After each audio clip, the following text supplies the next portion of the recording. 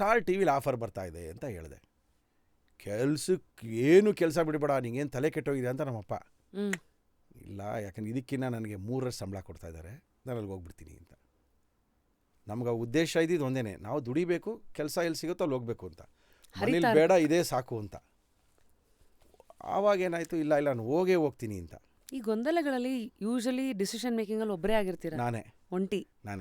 ಧೈರ್ಯ ಎಲ್ಲಿಂದ ಬರುತ್ತೆ? ಧೈರ್ಯ ನಿಮಗೆ ಈಗ ಎಲ್ಲೋ ಒಂದಿಗೆ 2,000 ರೂಪಾಯಿ ಸಿಗ್ತಾ ಇರೋ ಕಡೆ 6,000 ರೂಪಾಯಿ ಕೊಡ್ತೀವಿ ಅಂದರೆ ಏನು ಧೈರ್ಯ ಬಂತು? ಧೈರ್ಯನೇ ಬಂದಿದ್ದದು. ದುಡ್ಡು. ಆಮೇಲೆ ನಿಮಗೆ ಇಂಗ್ಲೀಷ್ ಬರಲ್ಲ, ಏನು ಮಾಡ್ತೀಯಾ, ಅಲ್ಲೆಲ್ಲ 2 ತಿಂಗಳು ಇಟ್ಕೊಂಡು ವಾಪಸ್ ಕಳಿಸ್ಬಿಡ್ತಾರೆ, ಕೆಲಸ ಸಿಗಲ್ಲ, ಅವೆಲ್ಲ ಎದುರಿಸೋರು ನಮಗೆ. ನಾಳೆ ಕಳಿಸ್ತೀನಿ ನೋಡೋಣ, ಹೆಂಗೆ ಕಳಿಸ್ತಾರೆ, ಏನಕ್ಕೆ ಕಳಿಸ್ತಾರೆ? ಇಲ್ಲ, ನಿಂಗೆ ಸೇಲ್ಸ್ ಅಂದರೆ ಏನು ಗೊತ್ತು? ನಾನು ಇದ್ದಿದ್ದು ಯಾವುದೋ ಕಂಟೆಂಟಲ್ಲಿ ಇದ್ದಿದ್ದು. ಸೇಲ್ಸ್ ಅಂದರೆ ಏನು ಗೊತ್ತು? What is the meaning of sales ಅನ್ನೋರು. ಇಲ್ಲ, ಗೊತ್ತಿಲ್ಲ. ಸೇಲ್ಸ್ ಮಾಡೋದು ಗೊತ್ತಾ? ಈ ತಿಂಗಳು 10 ಮಾಡಿದ್ರೆ ಮುಂದಿನ ತಿಂಗಳು 20 ಮಾಡಬೇಕು, ಆಮೇಲೆ 30 ಮಾಡಬೇಕು. ಮಾಡಿಲ್ಲ ಅಂದರೆ ನಿಮ್ಮನ್ನ ಕೆಲಸದಿಂದ ಸ್ಯಾಕ್ ಮಾಡಿಬಿಡ್ತಾರೆ. ಸ್ಯಾಕಾ ಏನೇನೋ ಹೇಳ್ತಾರಲ್ಲ, ಯಾಕಂದ್ರೆ ಪದಗಳೇ ಗೊತ್ತಿಲ್ಲ, ಎಷ್ಟೋ ಪದಗಳು ಗೊತ್ತಿಲ್ಲ. ಆಯಿತು, ನೋಡೇ ಬೇಡ ಅಂತ ಹೋದ್ವಿ. ಇಲ್ಲಿಗಿಂತ 3 ಟೈಮ್ಸ್ ಸ್ಯಾಲ್ರಿ ಕೊಟ್ಟರು. 6,500 ರೂಪಾಯಿ ಸ್ಯಾಲ್ರಿ. ಲೆಟ್ರ್ ಕೊಟ್ಟರು. ಇಂಟರ್ವ್ಯೂಯಲ್ಲಿ ಓದ್ವಿ, ಮಾತಾಡಿದ್ವಿ. ಓಕೆ, ಇವ್ರು ಜಾಯಿನ್ ಮುರಳಿ, ಫಸ್ಟ್ ನೋಡಿ ಇವ್ರು ಜಾಯಿನ್ ಅಂತೇಳಿ ಲೆಟ್ರ್ ಕೊಟ್ಬಿಟ್ರು. ಅದರಲ್ಲಿ ಪ್ಯಾಕೇಜ್ ಅಂತ ಮಾಡಿಬಿಟ್ಟಿದ್ದಾರೆ. ಆ ಪ್ಯಾಕೇಜನ್ನು ಹೊರಡೆ ಗೊತ್ತಿಲ್ಲ. ಅವಾಗೇನು ಸ್ಯಾಲ್ರಿ ಸ್ಲಿಪ್ಪು, ಪೇಮೆಂಟು, ದುಡ್ಡು ಹಿಂಗಿತ್ತು. ಇದ್ಯಾವುದೋ ಸ್ಯಾಲ್ರಿ ಅಪಾಯಿಂಟ್ಮೆಂಟ್ ಲೆಟ್ರ್ ಕೊಡ್ತಾ ಇದ್ದಾರೆ. ಅಪಾಯಿಂಟ್ಮೆಂಟ್ ಪ್ಯಾಕೇಜ್ ಇಂಗ್ಲೀಷ್ ಕೊಡ್ತಾರೆ. CTC ಏನೋ ಕೊಟ್ಟಿದ್ದಾರೆ. 60,000 ರೂಪಾಯಿ ಕೊಟ್ಟು ನನಗೆ 60,000 ರೂಪಾಯಿ ಒಟ್ಟಿಗೆ ಕೊಡ್ತಾರಾ? ಏನಿದು ಕೇಳಿದೆ ಅವ್ರಿಗೆ. ಹೆಂಗೆ ಕೊಡ್ತೀರಾ? ಒಂದೇ ಸರಿ ಕಾಸು ಕೊಟ್ಬಿಡ್ತೀರಾ ನೀವು ಅಂತ. ಇಲ್ಲ, ಇದು ಇಷ್ಟು ವರ್ಷಕ್ಕೆ ನಿನಗೆ ಇದು ಎಲ್ಲ ಸೇರಿಸಿ ಬರುತ್ತೆ ನಿನಗೆ ಅಂದರು. ಆಯಿತು ಅಂದರೆ ಮನೇಲೇನು ಖುಷಿ ಇಲ್ಲ. ನಮ್ಮಮ್ಮ ಅವನೇನು ಮಾಡ್ತಾನೋ ಮಾಡಲಿ, ಅವ್ನು ಕರೆಕ್ಟಾಗಿ ಮಾಡ್ತಾನೆ ಅಂತ. ನಮ್ಮಮ್ಮನಿಗೆ ಅದೊಂದು ಇತ್ತು. ನಮ್ಮಪ್ಪ ಆಯಿತು ಅಂತ ಅವರು ಏನೂ ಮಾತಾಡಲಿಲ್ಲ. ಸೇರಿದೆ. ಅಲ್ಲಿಂದ ಒಂದು ಹೊಸ ಪ್ರಪಂಚ ಶುರುವಾಗಿದೆ. ಅಲ್ಲಿಂದ ಹೇಗೆ? ಫಸ್ಟು 2,000 ರೂಪಾಯಿಂದ 6,000 ರೂಪಾಯಿ ಜಂಪು. ಒಬ್ಬ ಕನ್ನಡ ಮೀಡಿಯಮ್ ಓದಂಥ ಹುಡುಗ ಒಂದು ಇಂಗ್ಲೀಷ್ ಚಾನಲ್ಗೆ ಸೇರಿದ್ದು. ಅದು ಎರಡನೇದು. ಒಂದು ಮಲ್ಟಿ ನ್ಯಾಷನಲ್ ಕಂಪ್ನಿಗೆ ಸೇರಿದ್ದು. First time card, HSBC account open, ATM card, ಹಿಂಗೆ ಹಾಕಿದ್ರೆ ಹಿಂಗೆ ಕಾಸು ಬರುತ್ತೆ ಅನ್ನೋದು ನೋಡೋಕ್ಕೆ ನನ್ನ ಹತ್ರ ಎಷ್ಟೋ ಜನ ಬರೋರು. ಒಂದು ಸರಿ ತೆಗಿಯಪ್ಪ, 1,000 ರೂಪಾಯಿ ತೆಗಿ, ಸ್ವಲ್ಪ ಕಾಸು ತೆಗಿ, ನೋಡೋಣ ಹೆಂಗೆ ಬರುತ್ತೆ ಅಂತ. Salary HSBC ಹೋಗ್ತಾಯಿತ್ತು. ಅವಾಗಲೇ ಕಾರ್ಡೆಲ್ಲ ಕೊಟ್ಬಿಟ್ರು. ಏನು ಕಾರ್ಡು ಅಂದರೆ, ನೀವು ಈ ಮಿಷಿನ್ಲಿ ಹಾಕಿದ್ರೆ ಕಾಸು ಬರುತ್ತೆ ಅನ್ನೋರು. ATM. ಹೌದು. ಇದೆಲ್ಲ ವಸ್ತು. ಇದೆಲ್ಲ ಏನು ನೋಡ್ತೀವಿ, ಇವೆಲ್ಲ ವಸ್ತು. ಅಲ್ಲಿಗೆ ಏನಾಯಿತು, ಒಂದು ಸ್ಟೆಪ್ಪು ಮೇಲಕ್ಕೆ ಹೋದ್ವಿ ಅಂತ ಅನ್ನಿಸ್ತು. ಅಲ್ಲಿ ಹೋದ್ಮೇಲೆ ಏನಾಯಿತು, ಕೆಲಸ ಅದೆಲ್ಲ ಅಂದರೆ ಏನಂದರೆ, ಕೇಬಲ್ ಆಪ್ರೇಟರ್ ಎಲ್ಲಿದ್ದಾರೆ ನೋಡಬೇಕಾಗ್ತಿತ್ತು. ಗಾಡಿ ಓಡಿಸ್ತಾ ಇರೋದು, ಬೆಳಗ್ಗೆ ಎದ್ದರೆ ಅದೇ ಕೆಲಸ. ಕೇಬಲ್ ಅವ್ರು ಎಲ್ಲಿದ್ದಾರೆ ಅವ್ರು ನೋಡಿಬಿಟ್ಟು ಅವ್ರಿಗೆ ಸ್ಟಾರ್ ಮೂವಿ ಸೇಲ್ ಮಾಡಬೇಕಾಗ್ತಿತ್ತು. ಹಿಂಗೆ ನೋಡೋದು, ಡಿಶ್ ಎಲ್ಲಿದೆ ಮೇಲ್ಗಡೆ, ಡಿಶ್ ಇದೆ, ಇಲ್ಲಿ ಆಪ್ರೇಟರ್ ಇದ್ದಾನೆ ಅಂತ. ಆವಾಗ ಬೆಂಗಳೂರಿನಲ್ಲೇ 1,500 ಜಾಸ್ತಿ ಜನ ಕೇಬಲ್ ಆಪ್ರೇಟರ್ ಇದ್ರು. ಡಿಶ್ಶು ಆ್ಯಂಟನಾ ಅಲ್ಲ, ಡಿಶ್. ಇವ್ ನಿಮ್ಮ ಏರಿಯಾ ಇತ್ತು, ನಿಮ್ಮ ಮನೆ ರಾಜನಗರದಲ್ಲಿ ಒಂದು 40 ಜನ ಕೇಬಲ್ ಆಪ್ರೇಟರ್ ಇದ್ರು. ಆ ಆಫೀಸರ್ಸ್ಗಳ ಮೇಲೆ ಒಂದು ಡಿಶ್ ಇರ್ತಾ ಇತ್ತು.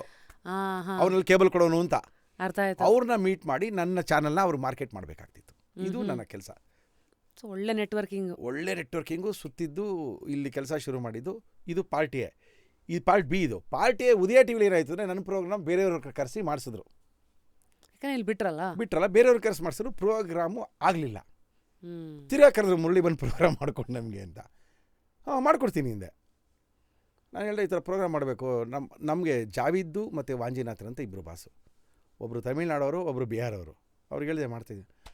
ಓಕೆ, ನೋ ಪ್ರಾಬ್ಲಮ್, ಶನಿವಾರ ಭಾನುವಾರ ತಾನೇ ಮಾಡ್ಕೊಂಡ್ರು.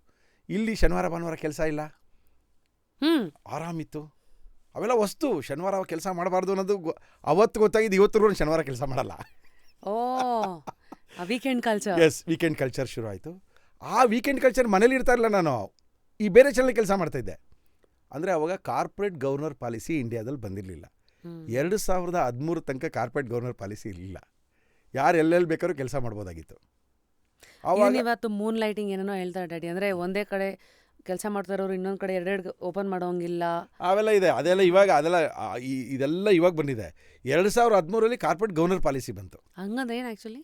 ಅಂದರೆ ಒಂದು ಕಾರ್ಪೊರೇಟಲ್ಲಿ ನೀವು ಕೆಲಸ ಮಾಡ್ತಾಯಿದ್ರೆ ಇನ್ನೊಬ್ಬರಿಗೆ ಕೆಲಸ ಮಾಡುವ ಆಗಿಲ್ಲ. ಇವಾಗ ನಾನು 2 ಕಡೆ ಕೆಲಸ ಮಾಡ್ತಿದ್ದೆ. ಅದಾದಮೇಲೆ ಇನ್ನೊಂದು ಚಾನಲ್ ಬಂತು, ಅದಕ್ಕೂ ಕೆಲಸ ಮಾಡ್ತಾಯಿದ್ದೆ. ETV ಬಂತು, ಅದಕ್ಕೂ ಕೆಲಸ ಮಾಡ್ತಾಯಿದ್ದೆ. ಅಂದರೆ ಇವೆಲ್ಲ ರಿಲೇಷನ್ಶಿಪ್ ಹಂಗಿದ್ರೆ ಮಾಡೋಂಗಿಲ್ಲ ನೀವು. ಪೇಪರ್ ಪೆನ್ನಿಗೂ ಮೀರಿದ್ದು ಸಂಬಂಧ. ಆಮೇಲೆ ನನಗೆ ಹೇಳಿದ್ರು Murali okay do it no problem ಅಂದರು. ತುಂಬ ಒಳ್ಳೆ ಬಾಸ್ ನನಗೆ. ನಂಗೆ ಸಿಕ್ಕಿದ್ದು ಎಂಥ ಬಾಸ್ಗಳಂತ ಹೇಳಿದ್ರೆ ದಯಾನಿಧಿ ಮಾರಂಥ ಬಾಸು, ಅದಾದಮೇಲೆ ಜಾವಿದ್ದು, ವಾಂಜಿನಾಥನಂಥ ಬಾಸ್ಗಳು. ಓಕೆ ನೀನು ಮಾಡಿಬಿಡೋದು. ಆಮೇಲೆ ಶನಿವಾರ ಎಲ್ಲರ ಮೀಟಿಂಗ್ ಇದ್ದರೆ ಶುಕ್ರವಾರ ಶನಿವಾರ ಭಾನುವಾರ ಮೀಟಿಂಗ್ ಇರ್ತಾಯಿತ್ತು. ಶುಕ್ರವಾರ ನಾನು ಮುಗಿಸ್ಬಿಡೋರು ಅವರು. Murali you have some work no, you will no problem, I will manage ಅಂತ ಹೇಳಿ ನನ್ನ ಬೆಳೆಸ್ತವ್ರು ಅವರು. ಓಕೆ ಓಕೆ ನೀನು ಹೋಗ್ಬಿಡು, ನೀನು ಕೆಲಸ ಇದೆ ಅಂತ. ಅಲ್ಲೇನಕ್ಕೆ ಹೇಳೋರು ಅಂತ ಹೇಳಿದ್ರೆ, ಈ ಉದಯ ಟಿ ವಿ ಆದ ನಂತರ ನಾನು ಸಿಟಿ ಕೇಬಲ್ ಅಂತ ಒಂದು ಶುರು ಆಯಿತು ಅವಾಗಲೇ 94ಅಲ್ಲಿ. ಹೌದು, ಹಲೋ ಸಿಟಿ ಅಂತ ಒಂದು ಪ್ರೋಗ್ರಾಮ್ ಬರ್ತಾಯಿತ್ತು. 11 ಗಂಟೆಯಿಂದ 1 ಗಂಟೆ ಭಾನುವಾರದತ್ತು. ಫೋನ್ ಮಾಡಿದ್ರೆ ಹಾಡನ್ನು ಹಾಕೋ ಅಂತ ಕಾರ್ಯಕ್ರಮ ಶುರು ಮಾಡಿದ್ದು ನಾವೇನೇನೆ. ಐ ಥಿಂಕ್ ಒಂದು 40,000 ಕೇಬಲ್ ಆಪರೇಟರ್ಸ್ಗಳು ಪ್ಲಸ್ ಸೌತ್ ಇಂಡಿಯನ್ ಫಿಲ್ಮ್ ಜೊತೆಗೆ ಎನಿ ಸಾಂಗು, ಎನಿ ಸಾಂಗ್ ಯಾವ್ದು ಕೇಳಿದ್ರೆ ಸಾಂಗ್ ಹಾಕೋದು. ನಮಗೆ ಅದೊಂದು ಟೆಕ್ನಾಲಜಿ ಮಾಡ್ಕೊಂಡಿದ್ವಿ ನಾವು. ಅದು ಹೆಂಗೆ ಐಡಿಯಾ ಬಂತು? ಅದು ಹೆಂಗೋ ಐಡಿಯಾ ಬಂತು ಅಂತ ಹೇಳಿದ್ರೆ, ನಮ್ಮ ಒಂದು ಗ್ರೂಪ್ನಲ್ಲಿ ಮುರಳಿಯವರೇ ನೀವು ಒಂದು ಆ್ಯಂಕರಿಂಗ್ ಮಾಡಬೇಕು, ಈ ಥರ ಒಂದು ಪ್ರೋಗ್ರಾಮ್ ಮಾಡ್ತೀವಿ ಅಂತ ಸ್ವಪ್ನ ವಿಡಿಯೋ ಅಂತ ಒಂದು ಪ್ರೇಮ್ ಕುಮಾರ್ ಅಂತ ಒಬ್ಬರಿದ್ರು.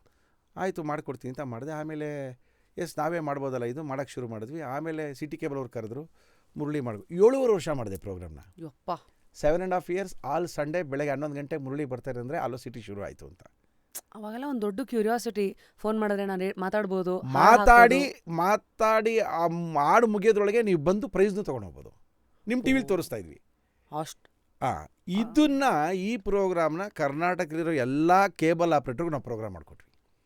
ಅಂದರೆ ಅವ್ರಿಗೂ ನಾನೊಂದು 10,000 ರೂಪಾಯಿ ಚಾರ್ಜ್ ಮಾಡ್ತಾಯಿದ್ದೆ. ಅವ್ರಿಗೊಂದು 10,000 ರೂಪಾಯಿ ಅವ್ರಿಗೆ ರೆವಿನ್ಯೂ ಬರ್ತಾಯಿತ್ತು. ಅವ್ರಿಗೊಂದು 4,000 ರೂಪಾಯಿ ಉಳಿತಾಯಿತ್ತು. ನಂಗೆ 6,000 ರೂಪಾಯಿ ಕೊಡೋರು. ಒಂದು ದಿನಕ್ಕೆ 4 ಊರು ಮಾಡ್ತಾಯಿದ್ದೆ. ಬೆಳಗ್ಗೆ ತುಮಕೂರು ಆದ ತಕ್ಷಣ ಸಿರಾ ಮುಗಿಸ್ತಾಯಿದ್ದೆ. ಸಿರಾ ಮುಗಿಸಿ ಭದ್ರಾವತಿ ಮುಗಿಸಿ ಶಿವಮೊಗ್ಗ ಹೋಗ್ಬಿಡ್ತಾಯಿದ್ದೆ. ತಿರ್ಗಾ ಎಲ್ಲಿದ್ದರೂ ಭಾನುವಾರ ಬೆಳಗ್ಗೆ ಬೆಂಗಳೂರಲ್ಲಿ ಇರಬೇಕಾಗ್ತಿತ್ತು, ಬಿಕಾಸ್ ನಂಗೆ ಹಲೋ ಸಿಟಿ ಪ್ರೋಗ್ರಾಮ್ ಇರ್ತಾಯಿತ್ತು. ಈ ಥರ ಒಂದು 7-8 ವರ್ಷ ಎಲ್ಲ ಕರ್ನಾಟಕದಲ್ಲಿರೋ ಎಲ್ಲ ಕೇಬಲ್ ಆಪ್ರೇಟ್ರಿಗೂ ಒಂದು ರೆವಿನ್ಯೂ ಮಾಡಿಕೊಟ್ಟು ಅವ್ರಿಗೆ ಈ ಬಿಸ್ನೆಸ್ನ ತೋರಿಸ್ಕೊಟ್ಟಿದ್ದು ನಾನೇ. ಕ್ರೇಜಿ.